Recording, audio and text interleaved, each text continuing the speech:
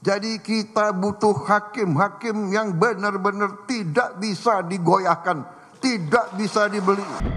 Presiden Prabowo Subianto menaikkan gaji untuk seluruh hakim. Menurut Presiden, kenaikan gaji ditujukan untuk meningkatkan kesejahteraan dan menjaga integritas dan independensi hakim dalam bertugas. Bahkan khusus untuk hakim yang berada di golongan paling junior mendapatkan kenaikan gaji 280%. Prabowo menegaskan saat ini negara butuh hakim-hakim yang tidak bisa dibeli dan tak mudah tergoda sogokan. Percuma kita punya polisi yang hebat, tentara yang hebat. Si koruptor, si maling, si bajingan itu begitu ke pengadilan lolos. Kasihan ini anak buahmu, Kapolri. Jadi kita butuh hakim-hakim yang benar-benar tidak bisa digoyahkan, tidak bisa dibeli. Kenaikan bervariasi sesuai golongan, di mana kenaikan yang tertinggi mencapai 280%. Dan golongan yang naik tertinggi adalah golongan yang paling junior, paling bawah. Mahkamah Agung menyambut baik rencana kenaikan gaji hakim. MA menyebut peningkatan kesejahteraan bagi hakim merupakan amunisi untuk semakin membangun sistem hukum yang menjamin keadilan. Namun dengan kenaikan gaji, pimpinan MA mengingatkan agar hakim menghindari hedonisme dan gaya hidup mewah.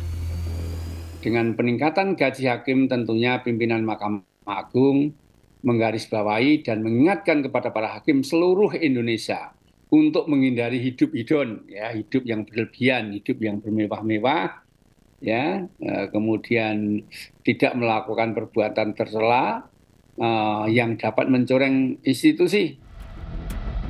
Berdasarkan peraturan pemerintah nomor 44 tahun 2024, gaji hakim paling rendah atau golongan 3 dengan masa kerja 1 tahun berkisar Rp2.785.000 hingga Rp3.154.000. Sementara hakim golongan 3 dengan masa kerja 5 hingga 6 tahun sebesar Rp3.057.000 hingga Rp3.461.000.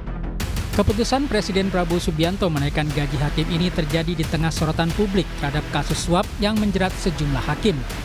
Antara lain kasus penanganan perkara ekspor CPO yang menjerat 4 orang hakim. Beberapa waktu lalu, salah satu tersangka Hakim Juyamto dari PN Jakarta Selatan mengembalikan suap Rp2 miliar ke Kejaksaan Agung. Kasus korupsi juga menjerat mantan pejabat Mahkamah Agung Zarof Rikar. Saat penggeledahan, penyidik Kejagung menemukan tumpukan uang dalam mata uang asing senilai Rp915 miliar dan 51 kg emas di rumahnya di kawasan Senayan, Jakarta Pusat. Data KPK mencatat dari tahun 2010 hingga 2025 ada 31 hakim yang terjerat kasus korupsi dan ditangani lembaga anti rasuah tersebut. Peneliti Pukat UGM Zainur Rohman menilai kenaikan gaji hakim tidak bisa secara efektif mengurangi perilaku korupsi. Sekali lagi saya apresiasi, namun demikian ini bukan merupakan obat penawar untuk segala bentuk permasalahan korupsi di Indonesia. Ini tidak akan serta-merta otomatis menghilangkan korupsi. Independensi lembaga kehakiman mesti dijaga dari berbagai intervensi termasuk dengan memberikan jaminan kesejahteraan. Karena lembaga kehakiman harus menjadi pilar penyimbang bagi tegaknya negara hukum. Tim Liputan Kompas TV. Presiden Prabowo Subianto menaikkan gaji hakim dengan harapan hakim menjaga integritas dan tak lagi bisa dibeli. Apalagi yang harus dilakukan agar pengadilan bebas praktik kong kali kong. Kita bahas dengan Wakil Ketua Komisi Yudisial Sukma Violeta dan juga pengajar hukum Ketua Departemen Hukum Tata Negara Universitas Gadjah Mada Zainal Arifin Mokhtar. Selamat malam Bu Sukma, Mas Uceng. Selamat malam, Pak Rizka dan juga pemirsa yang saya hormati. Selamat malam. Saya ke Bu Sukma dulu. Memangnya kalau kayak melihat apakah kenaikan gaji ini akan berpengaruh kepada integritas hakim? Jika iya, kenapa? Iya, kami menilai bahwa kenaikan gaji maupun tunjangan itu bagi hakim ya itu sesuatu yang memang harus dilakukan karena memang kecil sebelumnya dan kemudian secara gradual sudah terjadi kenaikan. memang terutama ketika tahun 2012 ada kenaikan yang sangat tinggi, yang kita sayangkan tetap saja masih ada hakim-hakim yang kemudian melakukan tindakan tercela berupa menerima suap dengan menggadaikan putusan yang seharusnya putusan tersebut sesuai dengan rasa keadilan, tapi kemudian sebaliknya.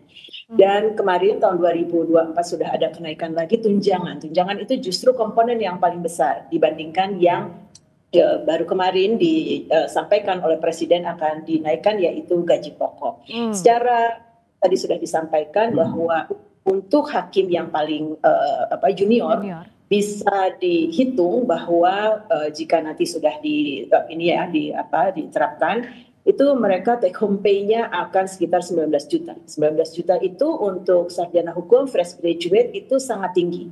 Jika dibandingkan dengan rekannya, koleganya yang kemudian ada di hukum, itu sangat tinggi. Juga di perusahaan lainnya. Nah, apakah ini akan bisa mengurangi suap? Kami yakin bisa. Tapi sekali lagi itu adalah bagi hakim yang untuk memenuhi kebutuhannya. Adapun hakim selalu menghadapi satu situasi di mana ada tawaran, yang tawarannya itu jauh lebih tinggi, ya mungkin bisa ratusan kali dan sebagainya. Sehingga yang penting adalah pertama adanya pengawasan yang efektif. Selama ini pengawasan ada internal, yaitu Badan Pengawas Mahkamah Agung, dan kami Komisi Judisial sebagai pengawas eksternal. Dan untuk suap itu sebenarnya satu pelanggaran etik, kami ini penegak etik ya, bukan penegak hukum, itu sesuatu yang tidak mudah karena dua-duanya sama-sama ingin menutupi, baik yang memberi suap maupun yang menerima suap. Ya, jadi itu satu tantangan yang besar. Karena itu memang yang terkait dengan suap biasanya memang diadres oleh penegak hukum. Karena kami tidak mempunyai alat-alat yang cukup untuk apapun, menyadap dan seterusnya. Kemudian yang kedua yang kami rasa ini sangat penting adalah adanya satu sistem promosi mutasi yang efektif, yang sebenarnya sudah ditata. Akan tetapi implementasinya kami melihat masih banyak kekurangan. Harus sesuai merit system begitu ya Bu Sukma ya? Ya, harus merit system, tapi merit system itu sebenarnya lebih ke arah integritasnya, ya, aspek integritas. Sebab secara umum kompetensi para hakim itu kurang lebih sama. Tentu ada yang lebih pintar, ada yang kurang. Tetapi aspek integritas itu adalah hal yang saat ini sangat krusial. Nah, sehingga kami berharap ke depan promosi hakim itu sangat dilihat aspek integritasnya, sehingga cek integritas itu sangat penting dilakukan oleh Mahkamah Agung, dan kami Komisi Judisial sangat ingin untuk bisa membantu Mahkamah Agung melakukan cek integritas bagi para hakim yang terkait dengan promosi hakim. Tadi kan ada beberapa komponen yang disebutkan Bu Sukma, kita bahas satu persatu. Mas Uceng, kalau dari menaikkan komponen gaji, tadi untuk fresh graduate, hakim junior dibandingkan lulusan sarjana hukum lainnya, ini termasuk yang lebih besar. Nah, apakah ini jadi langkah yang bijak dan efektif kalau tujuan utamanya adalah menjamin bebas dari korupsi? Yang pertama begini, kalau dimaknai sebagai sebuah langkah untuk melakukan perbaikan dengan menaikkan gaji, saya tentu tidak bisa menolak itu karena teorinya bicara begitu. Anda baca buku apapun, Jeremy Pope bilang begitu, Susan Ross Ackerman bilang begitu. Orang-orang yang bicara bagaimana pemberantasan korupsi itu biasanya memang menempatkan remunerasi, kenaikan gaji, penyesuaian gaji itu sebagai salah satu. Ya, makanya salah satu ini harus saya garis bawahi. Nah, yang kedua, teman-teman harus paham penyakit di suap hakim ini. Jangan pandang bahwa suap hakim ini adanya sekedar di level bawah. Ya, di level pengadilan tinggi, bahkan di level yang paling banyak dibicarakan orang sebenarnya di level hakim agung.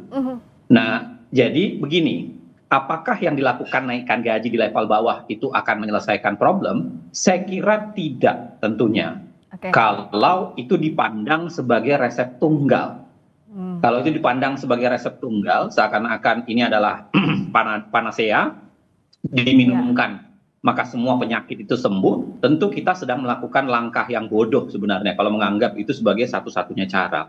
Bisa dibayangkan begini, hakim di level bawah itu tidak memegang perkara besar, tidak memegang perkara penting.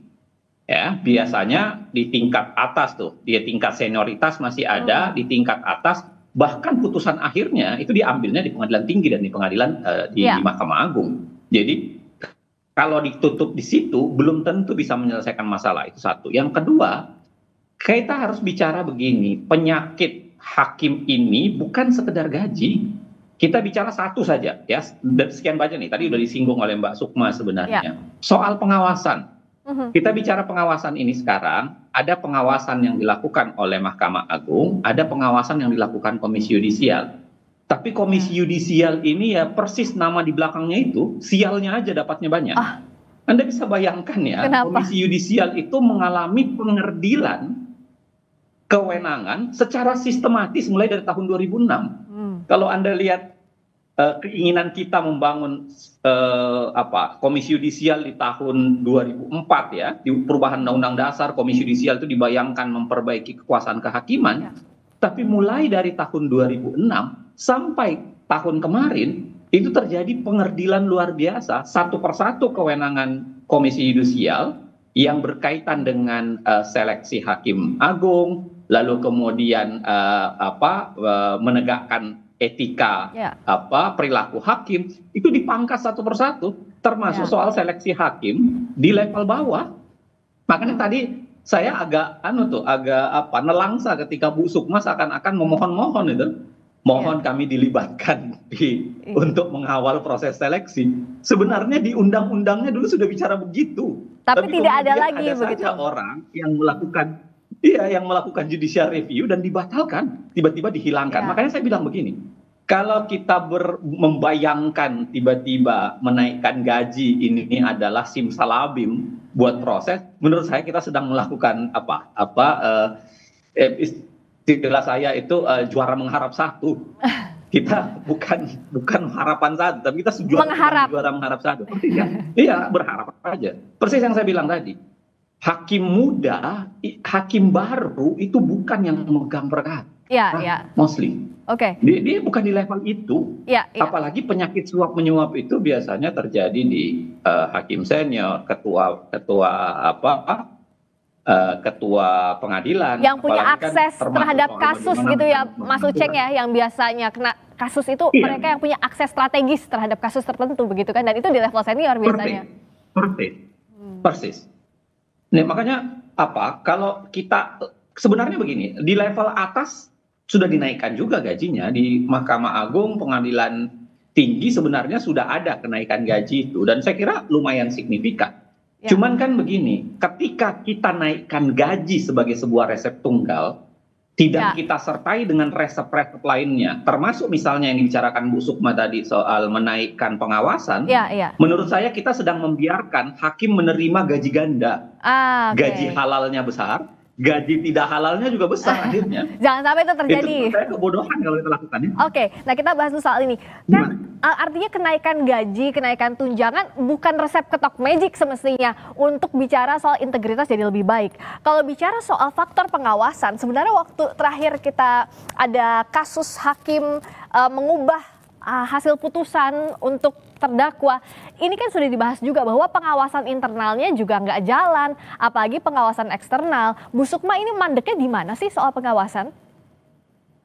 Iya, sebenarnya dua-duanya sama-sama jalan, tapi tentu pengawasan internal memang mempunyai, seperti biasa pengawasan internal ya di berbagai kementerian lembaga itu memang punya satu ininya sendiri ya, feature-nya sendiri. Nah, pengawasan eksternal itu sebenarnya diadakan oleh negara ini pasca reformasi itu justru untuk menjamin bahwa karena kita tidak kenal sama sekali antara pengawas dan yang diawasi, maka kita objektif saja dalam menilai satu laporan dari masyarakat. Memang ada beberapa hal yang merupakan kendala. Yang pertama adalah kita dan Badan Pengawas Mahkamah Agung itu kewenangannya sama. Jadi ada beberapa kali itu jadi adu cepat begitu ya. Sehingga ini harus lebih diperjelas mengenai hal ini. Dan kemudian yang kedua adalah eksekusinya. Jadi ada banyak sebenarnya rekomendasi sanksi yang diajukan oleh Komisi Yudisial, tapi kemudian tidak dieksekusi di Mahkamah Agung dengan berbagai alasan yang menurut Agung itu dianggap memang tidak bisa seperti itu. Itu biasanya terkait dengan teknis yudisial. Artinya pertimbangan hukum di dalam putusan atau amar di dalam putusan itu sebenarnya janggal begitu ya. Dan kemudian kalau kita lihat, kita analisis, memang ada hal-hal yang menunjukkan ada pelanggaran kode etik hakim. Itu ada di dalam perkara ketika kita menangani perkara majelis hakim yang menangani perkara Ronald Tanur di Pengadilan Negeri Surabaya, dan kemudian kita menyatakan bahwa hakim ini melakukan pelanggaran kode etik yang berat, dan kemudian kita usulkan untuk dilakukan pemberhentian. Jadi dibawa dulu ke majelis kehormatan hakim, kemudian nanti ditentukan diberhentikan atau sanksi yang di bawahnya. Dan itu tidak ditindaklanjuti, dan beberapa bulan kemudian benar saja aparat penegak hukum kemudian menangkap majelis hakim tersebut, dan memang intinya adalah pertimbangan hukum yang janggal tersebut, amar yang janggal tersebut itu memang pesan dari orang yang menyuap, sehingga mengenai teknis yudisial ini kita tidak jangan terlalu strict sekali, karena praktek yang terjadi, praktek yang tidak tercela ini itu memang banyak masuknya dari pertimbangan hukum yang janggal tersebut ya, yang menjadi outcry bagi publik. Bukan berarti kita akan mengurangi independensi dari hakim dan pengadilan. Akan tetapi memang kita harus duduk bareng ya, karena di luar negeri juga ada penelitian yang dilakukan oleh satu lembaga tentang batas antara ini merupakan pelanggaran teknis yudisial atau ini pelanggaran kode etik. Nah, ini yang kita harus duduk bareng, karena selama ini sudah ada praktek yang mengabuse independensi dalam membuat pertimbangan hukum, dalam membuat amar putusan yang ternyata berbau korupsi. Sehingga kita ingin ke depannya segala sesuatunya menjadi lebih baik, maka kita akan tata bareng, baik antara Komisi Yudisial maupun Mahkamah Agung. Tadi yang disampaikan Bu Sukma tajam, tapi disampaikannya secara halus nih Mas Uceng. Jadi kalau mau ada keinginan atau ada will untuk memperbaiki ini, harusnya kan nggak gaji aja yang dinaikkan. Kita sepakat kesejahteraan ini adalah hal yang penting, tapi bagaimana agar beriringan pengawasan juga dilakukan? Singkat saja, silakan Mas Uceng. Iya, sebenarnya ya, kalau kita baca risalah Undang-Undang Dasar ketika pembahasan pasal 24A, 24B, khususnya menempatkan Komisi Yudisial, itu kan menarik sebenarnya pasal yang dipakai di pasal 24B, yaitu mengatakan bahwa KY punya kewenangan untuk melakukan seleksi hakim dan kewenangan lainnya dalam rangka menegakkan etika perilaku hakim gitu. Nah, kalau Anda baca baik-baik asal-usul makna kewenangan lainnya dalam rangka menegakkan etika, itu sebenarnya banyak sekali usulan di antara anggota MPR. Termasuk misalnya seleksi hakim di tingkat bawah, lalu kemudian boleh melakukan apa saja dalam proses pengawasan. Tetapi ketika dirumuskan menjadi undang-undang dasar, itu diubah katanya itu. Dan kewenangan lainnya. Jadi seakan-akan mau dikasih kayak bonggahan. Dan itu sebabnya semenjak KY ada, lalu kemudian dikasih begitu banyak kewenangan ke KY, kewenangan pengawasan, kewenangan ikut dalam seleksi hakim di tingkat bawah, ya. Nah, tapi itu semua kan dihilangkan melalui judicial review. Satu persatu itu kan dipangkas. Kalau kita bicara begini, tadi seakan-akan menaikkan gaji hakim baru itu menyelesaikan masalah. Saya mengatakan tidak juga. Kenapa? Karena yang harus kita batasi di awal itu kemauan kita untuk memperbaiki proses seleksi hakim. Sederhana, garbage in, garbage out. Kalau kita yang masuk itu adalah sampah, ya hasilnya juga akan menghasilkan sampah. Itu sebabnya ketika Mahkamah Agung tidak cukup baik ya sampai reformasi dilakukan. Nah, itulah sebabnya kenapa kita buat KY. Lalu kemudian kita taruh KY di Undang-Undang Kekuasaan Kehakiman bicara itu, Undang-Undang Pengadilan TUN bicara itu, Pengadilan Agama bicara itu. Kita taruh KY untuk ikut dalam seleksi awal untuk memperbaharui proses seleksi hakim di tingkat bawah sampai di Mahkamah Agung. Tapi sayangnya kewenangan ini kan dibatalkan. Jadi saya bilang begini ya. Kalau kita bicara soal kewenangan pengawasan, maka salah satu yang harus didudukkan kembali itu adalah bagaimana kita mengharapkan KY ini. Karena kalau KY terus-menerus digerus dengan cara ini, menurut saya nanti KY tersisa menjadi seperti pansel Hakim Agung saja. Ya. Kewenangannya kan akan menjadi mengedil tuh. Jadi seakan-akan menjadi pansel Hakim Agung. Ada satu lagi, Mbak Friska, saya kira yang harus dihati-hatiin, yang saya khawatir nih, ketika kekurangan pengawasan di tubuh Mahkamah Agung dan KY-nya juga tidak kuat, ujuk-ujuk yang dilakukan oleh kekuasaan politik itu mau meninggikan yang namanya pengawasan politik. Anda bisa baca di Undang-Undang Mahkamah Konstitusi, Anda bisa baca di rencana RUU Undang-Undang Mahkamah Agung, Undang-Undang Mahkamah Konstitusi juga sama. Ada keinginan para politisi untuk melakukan evaluasi secara gradual, secara berkala terhadap hakim. Jadi Anda bisa bayangkan yang melakukan pengawasan pada hakim itu DPR, dan saya kira itu menjadi berbahaya. Makanya begini, walaupun ada kebutuhan besar kita untuk melakukan perbaikan pengawasan, tapi jangan biarkan itu KY-nya dilemahkan, diganti oleh kekuasaan politik, pengawasan oleh DPR.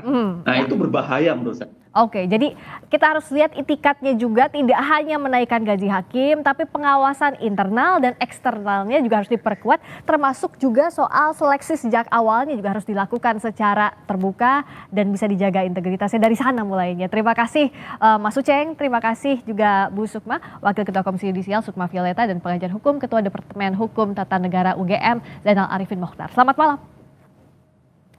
Selamat malam. Berikutnya saudara, kami kembali dengan sorotan lainnya. Bupati Raja Ampat Ori Deko Burda meminta wisatawan tak berkunjung ke lokasi wisata dekat aktivitas pertambangan nikel. Langkah ini guna mengantisipasi gejolak keamanan dan memastikan para wisatawan aman. Informasinya usai jeda.